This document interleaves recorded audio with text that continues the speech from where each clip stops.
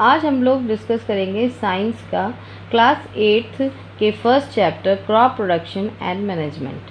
पहेली and Boojho went their uncle house during the summer vacation. Paheli और बूजो दोनों अंकल के हाउस में समर वेकेशन मनाने के लिए गए। There uncle is a farmer. उसके अंकल एक किसान थे। One day they saw some tools like खुरपी, सिकल्स, शॉवल्स, प्लाउज एट्सेट्रा। उसने देखा कि वहाँ पे कई टूल्स रखे हुए थे जिसे खेतों में यूज़ किया जाता था। You have learn all the living things organism required food. हम लोगों ने पढ़ा था कि मतलब हर लिविंग थिंग्स को खाने की आवश्यकता होती है। Plant can make their food themselves. Plant क्या अपने फूड खुद बना लेता है? Can you recall how green plant synthesise their own food. क्या तुम्हें रिमेंबर है कि ग्रीन प्लांट अपने फूड किस तरीके से बनाता है सिंथेसाइज के प्रोसेस में? Animal include human can not make their own food. Animal या ह्यूमंस अपने फूड खुद नहीं बना पाते। So where animals get their food from. तो एनिमल्स को अपने फूड कहाँ से मिलते हैं? But first of all we have to eat food.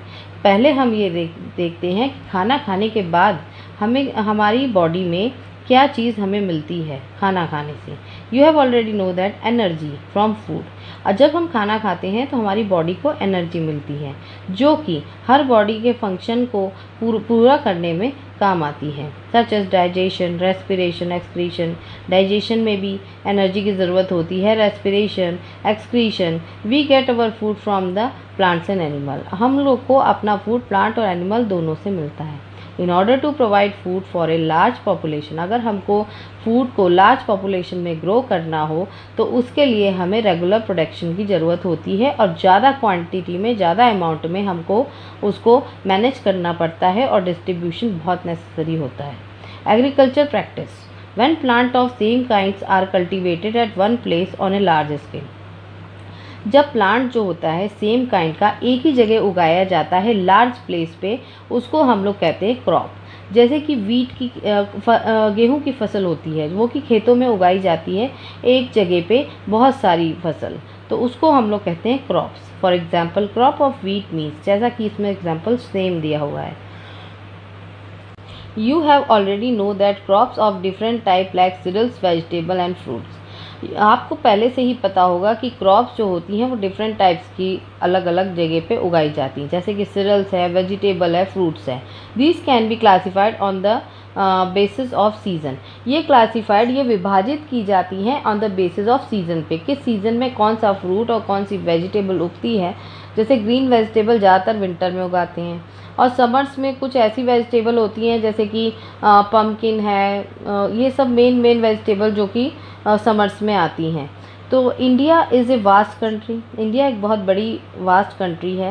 And the climatic condition of like temperature, यहाँ पे हर जगह का टेम्परेचर हर डिफरेंट टेम्परेचर में हर सीज़न होता है। इस वजह से हर सीज़न के हिसाब से वेजिटेबल और सीरियल्स को उगाया जाता है। अब हम लोग डिस्कस करेंगे क्रॉप्स के बारे में। जैसा कि हम लोग यहाँ पे डिस्कस कर रहे हैं खरीफ क्रॉप और राबी क्रॉप के बारे में। The crops which are sown in the rainy season are called kharif crop. जो रेनी सीजन में क्रॉप उगाई जाती है उनको खरीफ क्रॉप बोलते हैं। The rainy season in India is generally from June to September. India में जो रेनी सीजन होता है वो जून से सेप्टेम्बर के बीच में होता है। तो इसमें जो चीज़ें उगाई जाती हैं, जो क्रॉप्स उगाई जाती हैं वो होती हैं सोयाबीन है, ग्राउंड नट है, कॉटन है, खरीफ है और खरीफ क्रॉप, इसको खरीफ क्रॉप बोलते हैं। Rabi the crop grown in the winter season October to March. ये क्रॉप जो होती हैं वो विंटर सीजन में उगाई जाती हैं अक्टूबर से लेकर मार्च तक में। That are called rabi crop. For example rabi crops are wheat, gram, pea, mustard. जैसे कि ग्राम होती है दालों की, वीट है गेहूँ है, पी है, मस्टर्ड है, लिनसीड्स है। ये सब जो पल्सेस होती हैं, वेजिटेबल्स होती हैं, ये जो है राबी क्रॉप्स इस अक्टूबर से मार्च के सीज़न में उगाया जाता है। Now we will discuss about the basic practice of crops production. Basic practice जो होती है, जब किसान खेती करने जाता है तो उसकी बेसिक प्रैक्टिस होती है उसको किस तरीके से एग्रीकल्चर प्रैक्टिस के लिए स्टेप बाय स्टेप चीज़ें करनी होती है, उस स्टेप को हम लोग यहाँ पर डिस्कस करेंगे। तो पहला स्टेप किसान क्या करता है? Preparation of soil. पहले वो सॉइल की प्रिपरेशन करता है, किसी पथरीली ज़मीन पे या कुछ मतलब उबड़ खाबड़ पे ऐसे पे नहीं हम लोग खेती कर सकते। इसके लिए हम लोग को एक चिकनी मिट्टी का सॉल्यूशन निकालना होता है, मिट्टी को चिकना करना पड़ता है, उसके बाद उसमें बीज बोना पड़ता है, तब उसके बाद उसमें मैन्योर और फर्टिलाइज़र ऐड किया जाता है। फिर इरिगेशंस होते हैं। इरिगेशंस में मतलब क्या होता है, उसमें एक टूल्स के द्वारा यूज़ करके उसको सही से उसको उपजाऊ बनाया जाता है, उसको सही से उसको सेट किया जाता है। प्रोटेक्शन फ्रॉम वीड्स एंड उसको वीड्स से, कीड़ों से प्रोटेक्ट करने के लिए उसमें दवाइयाँ डाली जाती हैं। हार्वेस्टिंग जब खेत में फसल उग जाती है उसके बाद उसको एट ए लास्ट उसको हार्वेस्टिंग मतलब कटाई होती है। कटाई होने के बाद उसको एक जगह स्टोर कर दिया जाता है। तो ये स्टेप्स होते हैं जो कि किसान फॉलो करता है। तो हम लोग इस चीज़ को डिटेल में डिस्कस करेंगे। प्रिपरेशन ऑफ सॉइल, पहले हम उठाते हैं प्रिपरेशन ऑफ सॉइल को। The preparation of soil is the first before sowing a crop. Preparation of soil is the first step. जब हम किसी क्रॉप को बोने से पहले हम सॉइल की प्रिपरेशन करते हैं या किसान सॉइल की प्रिपरेशन करता है। One of the important task in agriculture, ये सबसे इम्पॉर्टेंट टास्क एक एग्रीकल्चर का माना जाता है। इसमें क्या होता है कि सॉइल को लूज़ कर दिया जाता है ताकि उसमें बीज हम बो सकें, ताकि रूट्स आराम से फैल सकें और उनको एक मतलब सांस ले सके, ताकि अच्छी उपजाऊ फसल पैदा हो सके। इसलिए इसको यूज़ किया जाता है। Loose soil help in grown of earthworm. इसमें हम लोग ये शो करते हैं कि जो सॉइल लूज़ होती है उसके बाद उसको लूज़ करने में मेन एक अर्थवॉर्म और माइक्रोब्स का भी हाथ होता है। This organism are friends the farmer are since further. ये ऑर्गेनिज्म क्या होते हैं, फार्मर्स के फ्रेंड्स होते हैं। ये इस चीज़ को मिट्टी को उसको खा के और उसको मिट्टी को सॉइल को उपजाऊ बना देते हैं। For but why the soil needed to turn illusion. But लेकिन हम लोग इस चीज़ को यहाँ पे ये क्वेश्चन कर रहे हैं कि why the soil need to turn illusion, हमको सॉइल लूज़ करने में क्या फ़ायदा होता है और क्यों किया जाता है। You have learn in the previous class that soil contain mineral. हम लोग ने प्रीवियस क्लास में पढ़ा था कि soil contains minerals, mineral contain करते हैं, वाटर होता है, air and some living organism. In addition dead plants and animals get decompose by soil organism. This way various nutrients in the deep organism are released back to the soil and the nutrients are again absorbed by the plant. इसमें क्या होता है, कई उपजाऊ चीज़ें पाई जाती हैं, इसलिए सॉइल को उपजाऊ बनाने के लिए हम लोग को डेड प्लांट्स और एनिमल्स का डिकम्पोज बाय सॉइल ऑर्गेनिज्म, ये इसका भी हाथ होता है। Nutrients in this organism are release back to the soil. तो ये क्या होता है, सॉइल में बिल्कुल न्यूट्रिएंट्स अवेलेबल हो जाते हैं इस प्रोसेस के द्वारा। Since only few centimeter top layer soil plant grown, turning a loosen of soil bring nutrient rich. जब हम सॉइल को लूज़ करते हैं तो उसमें क्या होता है, न्यूट्रिएंट्स की मात्रा बढ़ जाती है। तो top of the plant can use the nutrients and thus turning and loosing the soil a very important cultivation. तो वो क्या करता है, प्लांट को अच्छी उपजाऊ और बढ़िया खेती में कन्वर्ट कर देता है। तो इसलिए ये प्रोसेस बहुत ही इम्पॉर्टेंट होता है क्रॉप्स को उगाने के लिए, उसका कल्टीवेशन करने के लिए।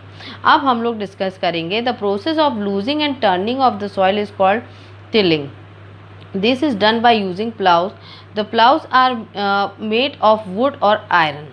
अब यहाँ पे हम क्या देखते हैं कि हम लोग जो सॉइल यूज़ कर रहे हैं, the process of losing and turning soil is called, वो किसी एक टूल के द्वारा होती है जो कि जिसको हम बोलते हैं tilling. This is use by the ploughs. Ploughs are made wood और आयरन। वो भी प्लाउज क्या होता है, किसी वुड या आयरन का बना होता है। If the soil is very dry, अगर सॉइल बहुत ही ज़्यादा सूखी है, it may need water before ploughs. अगर वो बहुत ज़्यादा सूखी है तो उसको प्लाउजिंग करने से पहले उसमें पानी डाला जाता है। The ploughing field may have be clumps and soil called crumbs. उसमें क्लम्प्स और क्रम्स होते हैं जो कि इस प्लाउजिंग करने से सॉफ्ट होने लगते हैं। It is necessary to break this crumbs. ये बहुत ज़रूरी होता है कि इस कड़ी मिट्टी को हम लोग ब्रेक कर सकें। Levelling the field beneficial for sowing and well as well for the irrigation. फिर उसके बाद हम लोग बीज बोते हैं। Levelling of soil is done with the help of leveller. और सॉइल को लेवल करने के लिए एक लेवलर आता है जिसके द्वारा सॉइल लेवल पे आ जाती है। Some time manure is added to soil before tilling. कभी कभी क्या होता है, मैन्योर ऐड कर दिया जाता है सॉइल को टिलिंग करने से पहले। This help in proper mixing manure with soil. ये हेल्प करता है प्रॉपर मिक्सिंग मैन्योर और सॉइल को मिक्स होने के लिए। The soil is moisten before sowing. Soil जो है बीज बोने से पहले मॉइस्टेंड होनी चाहिए। Agriculture implemented. अब हम लोग डिस्कस करेंगे agriculture implemented. About agriculture implements. Before sowing and seeds, it is necessary to break soil clumps. पहले बीज बोने से पहले हम लोग मिट्टी में क्या करते हैं, उसके जो क्लम्प्स होते हैं, उसकी हार्ड मिट्टी जो होती है, उसके जो पत्थर्स होते हैं, उसको सब पत्थर रॉक वगैरह को हटा दिया जाता है, जिससे कि वो मिट्टी क्लीन हो जाती है। तब उसके बाद हम लोग it is done with the help of various tool. इसको कई तरीके के टूल से भी किया जाता है। The main tools is use for the purpose are ploughs and hoe and cultivator. इसमें ये 3 चीज़ें यूज़ होती हैं। प्लाउज में क्या होता है, इस एशियन टाइम का एक हुक टाइप का एक आयरन में बना होता है, जिसको क्या होता है वो खेतों में उसका हुक गड़ जाता है और वो या तो किसी एनिमल के द्वारा या वो किसी मशीन के द्वारा उसको खींचा जाता है, ताकि नीचे की मड जो होती है ऊपर आ जाए और जो हार्ड मिट्टी है उसको ब्रेक कर दे वो। Adding fertilizers, crop removing the weeds. और इसमें क्या होता है, this been used since Asian time. Ploughs के एक ऐसा प्रोसेस है जिसको बहुत ही पुराने ज़माने से यूज़ किया जा रहा है। रिमूविंग द वीड्स, उसमें एक वीड्स जो होते हैं उनको रिमूव करने के लिए भी इसका इस्तेमाल किया जाता है। And turning the soil soft, और सॉइल को सॉफ्ट करने के लिए। This is made of would and it drawn by pair of bulls और अदर एनिमल्स। इसको जैसा कि मैंने बताया कि वो किसी जानवर के द्वारा मतलब किया जा सकता है, और जैसे कि बैल होते हैं, 2 बैलों में उस तरीके का हुक एक लगाया जाता है और उसको एक किसान उसको बैलों को आगे बढ़ा के उसको हुक को मिट्टी में गड़ जाता है और वो मिट्टी के नीचे के पोर्शन को ऊपर करके और क्लम्प्स को ब्रेक कर देता है। ये the main part of the plough is the long log of wood which is called a plough shaft. There should be handle of one end the shaft. इसमें यह बताया गया है कि वो एक बुल वाला हुक कैसे बनाया जाता है। वो एक लकड़ी का लंबा सा लॉग होता है, उसमें एक लॉग नीचे लगा होता है जिसमें एक हुक होता है जो कि आयरन का होता है और वो वुड का भी हो सकता है। 1 pair of bulls and man can easily operate the log. इसको क्या होता है कि एक पेयर बुल और मैन जो है ईजिली ऑपरेट कर लेते हैं। अब हम पढ़ेंगे हो। It is a simple tools which is used for removing weeds. ये इसलिए यूज़ किया जाता है जिसके वजह से हम लोग वीड्स को रिमूव कर सकें। And for losing the soil, और सॉइल को बिल्कुल मुलायम कर सकें। It has a long road of would. ये एक लॉन्ग रोड ऑफ वुड है और आयरन है। A strong broad and bent plate iron is fixed in one of the end. ये एक एंड पे फिक्स्ड होता है और इसका यूज़ मिट्टी को सॉफ्ट करने में और वीड्स को हटाने में किया जाता है। Work like a blade, it is pulled bye animal. ये एनिमल के द्वारा ही खींचा जाता है और वो वर्क करता है जस्ट लाइक ए ब्लेड, एक ब्लेड की तरह काम करता है। कल्टीवेटर के बारे में अब हम लोग डिस्कस करेंगे। Now days ploughing is done by the tractor. आजकल क्या होता है, जो भी प्लाउइंग खेती वगैरह जो भी होती है वो ट्रैक्टर के द्वारा होती है। The use of cultivator save labour time. इससे क्या होता है, लेबरों का टाइम बच जाता है। अब we will discuss about sowing. Sowing is important part of crop production. Before sowing, good quality of clean and healthy seeds of good variety of selected. Farmer prefer to seed which give high yields. Sowing is an important of crop production. Sowing क्या होता है कि बहुत ही important part होता है crop production में। Before sowing, good quality, cleaning and healthy seeds of a good variety. Seeds जो होती है वो क्लीन और एक अच्छी क्वालिटी की सीड्स होनी चाहिए। जब हम बीज को बोते हैं तो सीड्स की वैरायटी भी देखी जाती है कि वो किस तरीके की है, कहीं ख़राब तो नहीं है, उसको बोने में कोई प्रॉब्लम तो नहीं है, या फसल अच्छी होगी कि नहीं, इस बारे में पूरा चेक किया जाता है। The seeds which float on the water would those be a lighter और heavier than those with sink. Why would they be lighter? Damaged seeds become hollow and thus lighter, therefore they float on water. अब इसमें ये बताया गया है कि हम लोग कैसे चेक करेंगे कि सीड्स की क्वालिटी कैसी होनी चाहिए। अब इसमें यह बताया गया है जो हॉलो होती हैं सीड्स, जो ख़राब होती हैं, वो पानी में तैरने लगती हैं, तो इस तरीके से किसान उसको चेक कर लेते हैं। This is the good method for separating good healthy seeds from a damage ones. इसमें से हम लोग अच्छी सीड्स को निकाल लेते हैं और जो ख़राब सीड्स होती हैं उनको डैमेज जो सीड्स होती हैं उनको अलग कर देते हैं।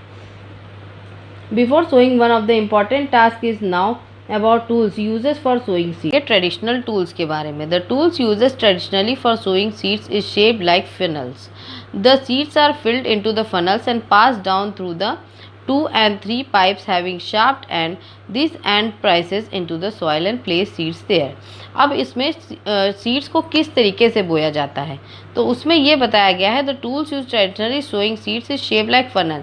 एक फनल टाइप शेप का एक इंस्ट्रूमेंट होता है जिसको मतलब खेती के टाइम में यूज़ किया जाता है किसानों के द्वारा, जिसके द्वारा वो लोग बीज उसमें एक दूसरा व्यक्ति उसमें बीज डालता है और वो एक पाइप के द्वारा नीचे से जाके सॉइल में मिक्स हो जाता है और वो जो काट है जो कि आगे बढ़ती जाती है, जो कि दो जानवरों के द्वारा, दो एनिमल्स के द्वारा आगे बढ़ती जाती है और बीज मिट्टी में गिरता जाता है। Traditional tools. Nowadays the seed drills is used for sowing with the help of a tractors. आजकल क्या होता है सीड ड्रिल्स यूज़ होती है with the help of a tractors. इससे this sow the seeds uniformly at equal distance. ये क्या करती है कि यूनिफॉर्मली इक्वल डिस्टेंस में सीड्स को लैंड में डालती है, जिसमें एक सॉइल का कवर भी आ जाता है जिससे कि चिड़िया उस सीड्स को खा नहीं पाती। The protect seeds from being eaten by the birds.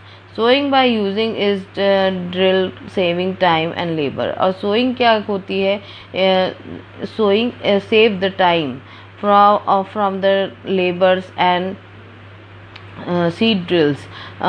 Sowing by the using a seed drills save time and labour, और टाइम और लेबर की बचत हो जाती है। Appropriate distance between the seed is necessary to avoid overcrowding.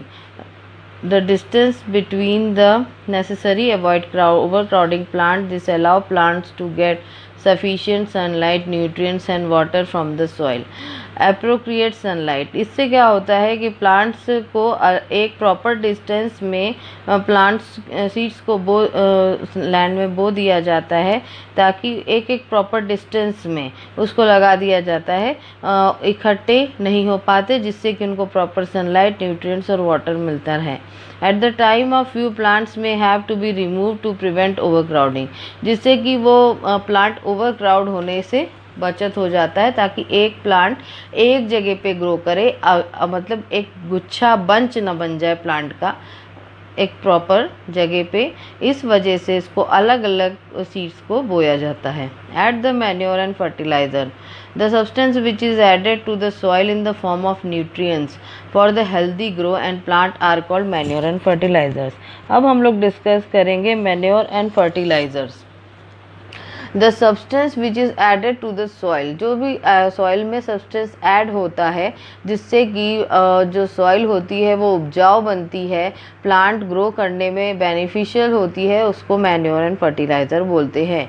Soil supplies minerals nutrients to crop plant. This nutrients are essential for the growth of plant. Soil क्या करता है, सप्लाई करता है मिनरल न्यूट्रिएंट्स क्रॉप्स को, और ये क्या करता है, दीज न्यूट्रिएंट्स आर इसेंशियल। ये न्यूट्रिएंट्स इसेंशियल होते हैं, ये बहुत ज़्यादा ही ज़रूरी होते हैं प्लांट को ग्रो करने के लिए। In a certain areas farmer grow crop after crop in the same field. Farmer grow the field is never left uncultivated or fallows and imagine happen to the nutrients.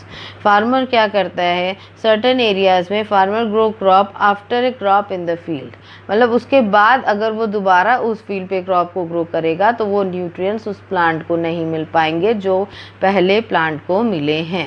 Continuous cultivation of crop make the soil poor.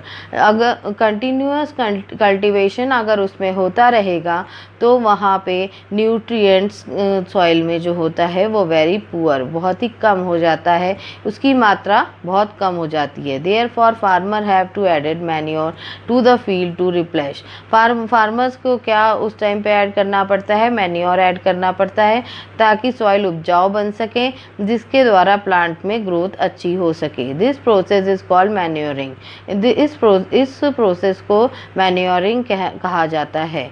Improve and insufficient manure result in a weak plant.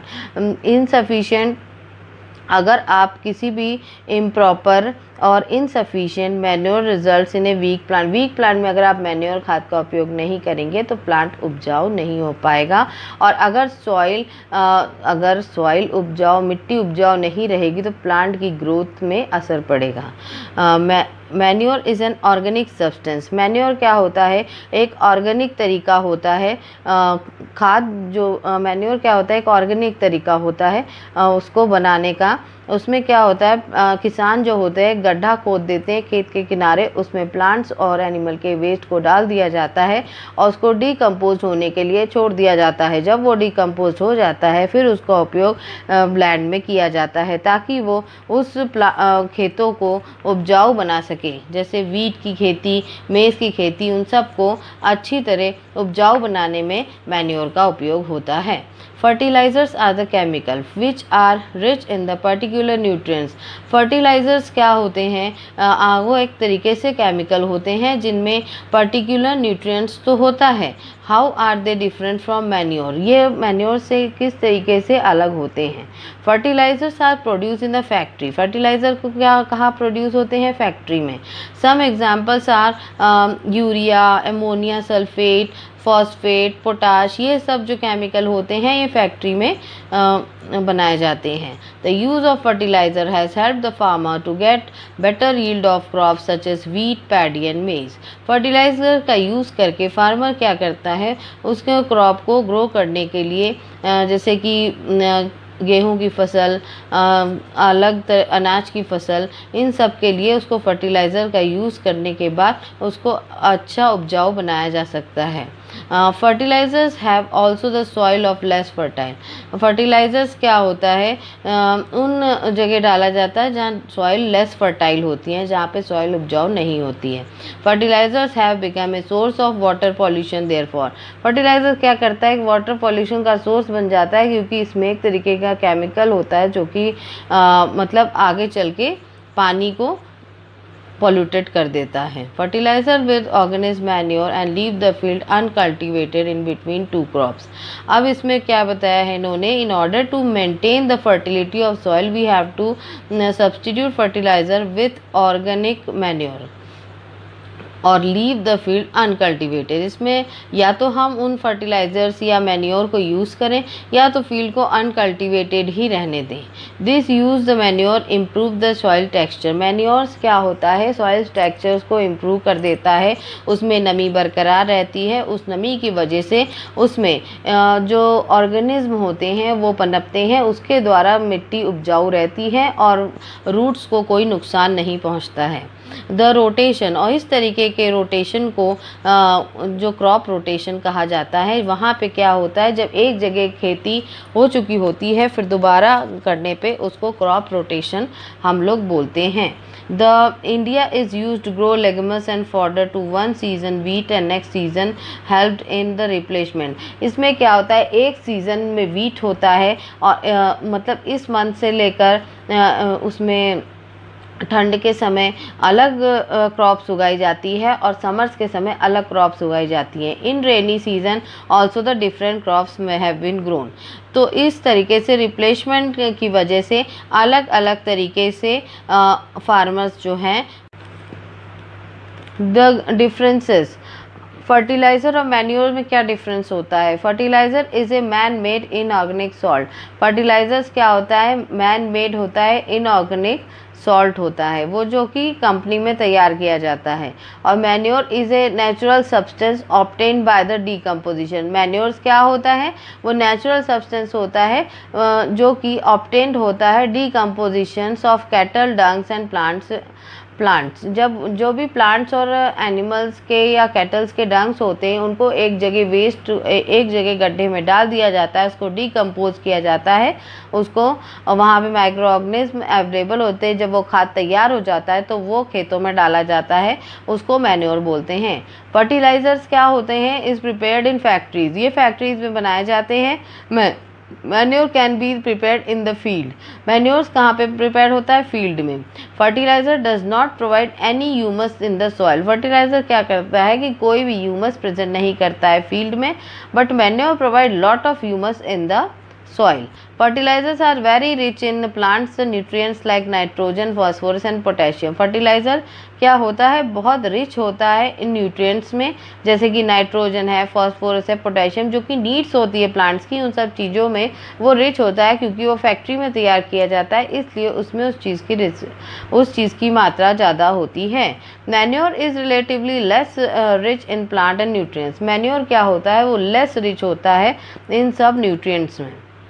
Advantage of manure, organic manure is considered better than fertiliser, organic manure क्या होता है? वो better than fertiliser से better होता है। It enhance the water holding capacity of the soil, वो क्या करता है? इन्हेंस करता है वाटर होल्डिंग कैपेसिटी, वाटर को एक स्टोर करने के लिए उसको इन्हेंस करता है कि वाटर उसमें स्टोर हो सके।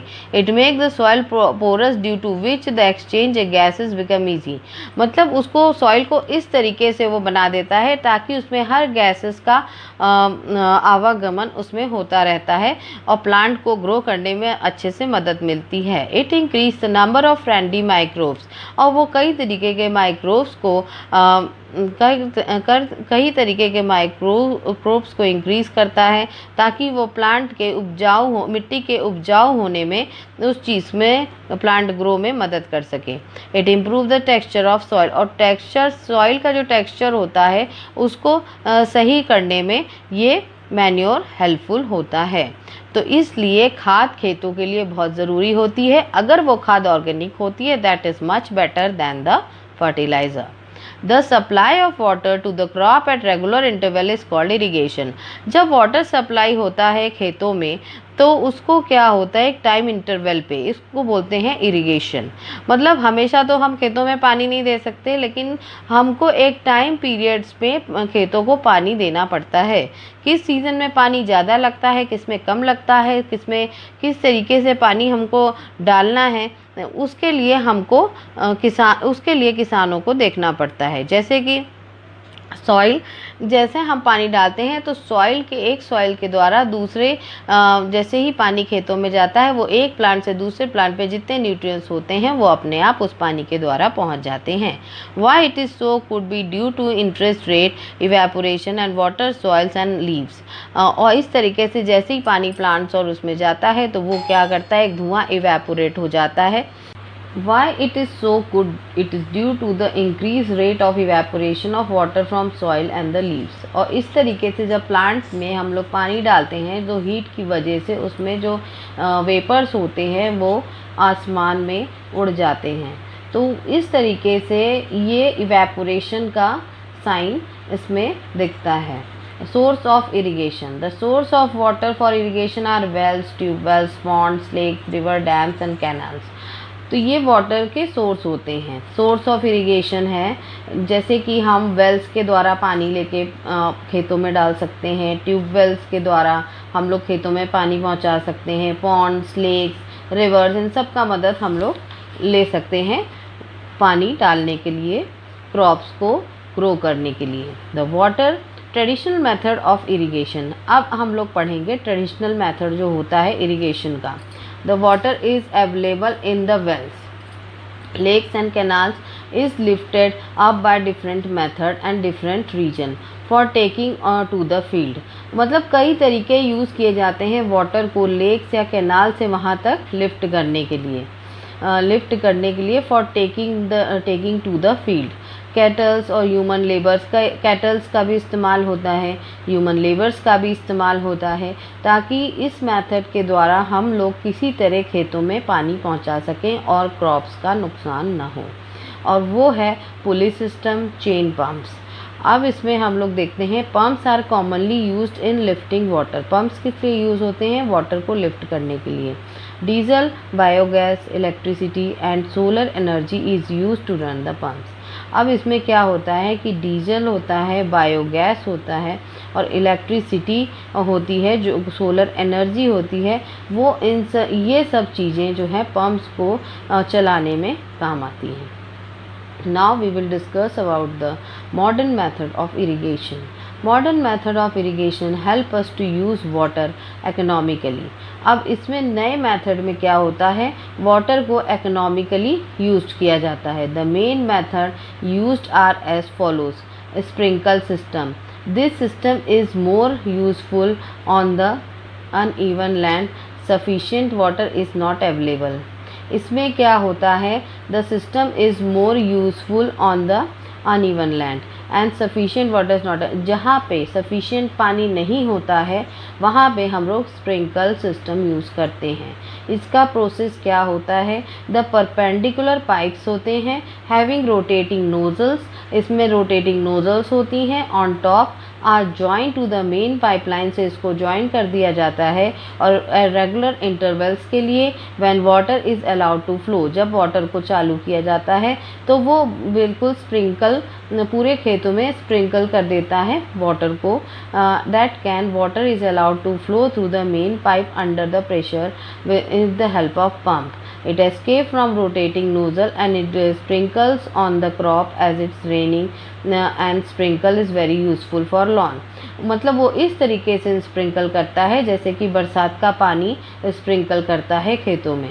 और इसलिए हमको स्प्रिंकल सिस्टम है वो किन चीज़ों के लिए यूज़ किया जाता है? मेन तो लॉन में यूज़ किया जाता है, कॉफ़ी प्लांटेशन में यूज़ किया जाता है एंड और अदर क्रॉप्स में भी स्प्रिंकल सिस्टम को यूज़ किया जाता है। लेकिन स्प्रिंकल सिस्टम वहाँ यूज़ किया जाता है जहाँ पे पानी की मात्रा कम होती है। Drip system. अब हम लोग पढ़ेंगे drip system. In this system the water fall drop by drop directly near the root. इस सिस्टम में क्या होता है? वाटर ड्रॉप बाय ड्रॉप गिराया जाता है रूट के पास। So it is called a drip system. It is the best technique for watering fruits plant garden and trees. Water is not waste at all. इसमें क्या होता है कि वाटर वेस्ट नहीं होता है और ड्रिप करके उस पानी सीधे रूट में जाता है. इसकी लाइंस नीचे बिछा दी जाती हैं जिसके द्वारा एक छेद से पानी उसमें प्लांट की रूट्स में जाता रहता है. अब हम लोग डिस्कस करेंगे प्रोटेक्शन फ्रॉम वीड्स. अब हम लोग ये डिस्कस करेंगे हम लोग वीड्स से किस तरीके से प्लांट को प्रोटेक्ट कर सकते हैं. तो इसमें ये बताया गया है Boojho and Paheli went to the nearby wheat fields and saw the some other plants in the field growing along with their wheat plant. वो दोनों जो है पहेली और भोजो वहाँ पे गए, कहाँ पे? जहाँ पे वीट के खेत थे, मतलब गेहूं की खेती जहाँ पे हुई थी वहाँ पे वो लोग गए हैं. उन्होंने देखा कि जो खेती थी उसके आसपास जो छोटे छोटे प्लांट्स उगे हुए थे, कुछ पॉइजनस प्लांट्स थे, कुछ वेस्ट प्लांट्स थे जिनका कोई यूज़ नहीं था. वो उसको वीड्स बोला जाता है. उन प्लांट्स को किसान क्या कर रहे थे? हटा रहे थे. तो इसको जब हटाया जाता है तो उसको हम लोग बोलते हैं वीडिंग. वीडिंग क्यों नेसेसरी होती है? वीडिंग इसलिए नेसेसरी होती है क्योंकि प्लांट्स जो है जो एक क्रॉप्स होती है वीट की, उसके बगल में आसपास में कोई प्लांट छोटे उगाते हैं तो उसका न्यूट्रिएंट्स वो ले लेते हैं और उसके रूट्स को फैलने में जगह नहीं मिलती है. इसलिए उस चीज़ को ख़त्म करने के लिए वीडिंग की जाती है ताकि आसपास के प्लांट्स जो हैं वो हट जाएं और जो क्रॉप और प्लांट जो हम लोग ने उगाई हुई है उसको प्रॉपर न्यूट्रिएंट्स मिलता रहे और गैस का पास होता रहे ताकि उसको हर चीज़ हर अवेलेबिलिटी से और न्यूट्रिएंट से, खाद से, मैन्योर से, हर तरीके से उसको ग्रो करने में हेल्प मिले और प्लांट एक उपजाऊ बन जाए. प्लांट एक अच्छे तरीके से ग्रो कर सके, उसको सनलाइट मिल सके, उसको हवा मिल सके, प्रॉपर हर चीज़ उसके पास तक पहुंच सके. लेकिन वीडिंग जो प्लांट्स होते हैं आसपास जो उगते हैं उसकी वजह से उसको प्रॉपर चीज़ें नहीं मिल पाती. अब हम लोग पढ़ेंगे weeds are also control by using certain chemical called weedicide. अब वीड्स को कंट्रोल करने के लिए कई प्रोसेस होते हैं, कुछ तो खुरपी के द्वारा, कुछ मतलब टूल्स जो बोलते हैं, और कुछ एक वीडीसाइड्स होता है जो कि क्या किया जाता है, उसको एक बॉटल में पानी के साथ उसको मिक्स कर दिया जाता है और उसको डैमेज क्रॉप्स पे स्प्रे कर दिया जाता है। इस सॉल्यूशन को स्प्रे करने के बाद वीड्स वाला जो प्लांट्स है वो हट जाते हैं। तो इसको हम लोग बोलते हैं वीडीसाइड्स का यूज़। और वीडीसाइड किस तरीके से यूज़ की जाती है? The weedicides are diluted in water to extend required spray in field with the sprayer। और स्प्रे के द्वारा इसको स्प्रे करने के बाद वो प्लांट हट जाते हैं। अब हम लोग पढ़ेंगे harvesting. Harvesting of A crop is an important task. Harvesting क्या होता है कि किसी भी क्रॉप के सारे प्रोसेस हो जाने के बाद उसको हार्वेस्ट किया जाता है, मतलब उसकी कटाई की जाती है। इसके लिए हम लोग टूल्स यूज़ करते हैं, कई लेबर वर्कर्स काम करते हैं जो कि बाकायदे उसको उसकी हार्वेस्टिंग में जो टूल्स यूज़ होते हैं जैसे सिकल्स है, उससे हार्वेस्टिंग करने के बाद उनको अलग कर दिया जाता है और अलग करने के बाद उसकी थ्रेशिंग की जाती है। थ्रेशिंग का मतलब होता है कि आपको उस क्रॉप से सीड को अलग करना। जब उसकी थ्रेशिंग हो जाती है तो उस सीड को एक जगह स्टोर कर दिया जाता है। उस सीड को एक जगह स्टोर करने के बाद उसको ध्यान रखा जाता है कि उसमें कुछ कीड़ा ना लगे, उसमें कुछ मतलब जैसे फंगी ना लगे, कुछ भी इस तरीके का चीज़ उसमें ना हो। Farmer with a small holding of land do the separation of grain and sap winnowings and we have already studied। इस तरीके से जो फार्मर होते हैं उसको थ्रेशिंग के द्वारा सीड्स को उससे क्रॉप से अलग कर देते हैं। द स्टोरेज ऑफ प्रोड्यूस, अब हम लोग डिस्कस करेंगे अबाउट स्टोरेज। स्टोर वो किस तरीके से करते हैं। Storage of produce is an important task. Storage बहुत ही इंपॉर्टेंट होता है क्योंकि अगर वो गलत तरीके से उसको स्टोर करेंगे तो उसमें जो मॉइस्चर होता है उसके ज़रिए इंसेक्ट्स, रैट, माइक्रो ऑर्गेनिज्म उसमें प्रॉब्लम क्रिएट कर सकते हैं और सारा अनाज जो है वो ख़राब हो सकता है। If freshly grains is seeds is stored without drying, अगर हम उसको ड्राई किए बिना सीड्स को स्टोर कर देते हैं तो उसमें स्पॉइल हो सकता है, उसमें किसी रैट भी उसको खा सकते हैं, उसमें कोई ऑर्गेनिज्म या कीड़े वगैरह लग सकते हैं, कोई बैक्टीरिया आ सकता है। इससे पूरी फसल के जो भी दाने हैं वो ख़राब हो सकते हैं। Grain in jute bag, farmers क्या करते हैं, ग्रेन को जूट बैग में स्टोर कर लेते हैं। और however large scale storage of grain is done in सेलोस and granaries of the protect them from the paste like rat. अब इनको बड़ी जगहों पे, लार्ज स्केल में जो अनाज होता है उनको बड़ी जगहों पे स्टोर किया जाता है ताकि वहाँ पे कोई इंसेक्ट्स और रैट्स उसको ख़राब ना कर सकें। तो इसके लिए dried neem leaves are used for storing food grains at home. घर में अगर कोई फूड ग्रेन्स जैसे स्टोर करना हो तो उसके लिए नीम की पत्तियों का प्रयोग होता है जब घर में कुछ स्टोर होता है। फॉर स्टोरिंग लार्ज क्वांटिटी, जब ज़्यादा क्वांटिटी में स्टोर किया जाता है ग्रेन्स को तो उसको गोडाउन में स्टोर किया जाता है स्पेसिफिक केमिकल ट्रीटमेंट के द्वारा। उस गोडाउन में हर तरीके की सुविधा, टेम्परेचर मेंटेन, हर चीज़ देखी जाती है ताकि कोई भी अनाज ख़राब ना हो सके, कोई कीड़ा उसमें ना आ सके, और हर केमिकल का प्रयोग करके उसको पेस्टिसाइड वगैरह से प्रोटेक्ट करके वहाँ पे स्टोर करते हैं। After completing this table you must have seen like that plants animal also provide us with different kind of food. इसको टेबल कंप्लीट होने के बाद हम लोग ये देखते हैं कि प्लांट्स और एनिमल जो होते हैं वो हम लोग को डिफरेंट तरीके का फूड प्रोवाइड कराते हैं। Many people living in coastal area consume fish. कई पीपल जो कोस्टल एरिया में रहते हैं, जो समुद्र के किनारे भी रहते हैं, वो लोग फ़िश का सेवन करते हैं। पार्ट ऑफ देयर डाइट, वो उनकी डाइट का पार्ट होता है। In the previous classes you have learned about the food that we obtain from plant. अब हमने प्रीवियसली पढ़ा था कि फूड जो कि ऑब्टेन होते हैं प्लांट से, कई फ्रूट्स भी ऑब्टेन होते हैं, वेजिटेबल्स भी होती हैं, वो प्लांट द्वारा होते हैं, लीफी वेजिटेबल्स भी होती हैं। We have just seen that the process of crop production involved a number of steps। जो क्रॉप प्रोडक्शन प्रोसेस होता है उसमें कई नंबर ऑफ स्टेप्स इन्वॉल्व होते हैं। जैसे कि उसको हार्वेस्ट करना, उसको सोइंग करना, मिट्टी को उपजाऊ बनाना, उसे फर्टिलाइज़र यूज़ करना, बहुत सारे स्टेप्स यूज़ होने के बाद हमारा क्रॉप्स ग्रो होता है और हेल्दी क्रॉप्स ग्रो होता है, जिसके लिए फार्मर्स को बड़ी मेहनत करनी पड़ती है। और इसके लिए एनिमल्स जो यूज़ किए जाते हैं, कैटल्स वगैरह जो भी यूज़ होती हैं, उनके लिए एक प्रॉपर शेल्टर बनाया जाता है and they has done A large scale. उनके लिए पूरी व्यवस्था की जाती है ताकि वो इस मतलब किसानी में हेल्प कर सके। इसको एनिमल हस्बेंड्री कहा जाता है। Now this chapter has been completed. अब हम नेक्स्ट चैप्टर नेक्स्ट वीडियो में डिस्कस करेंगे।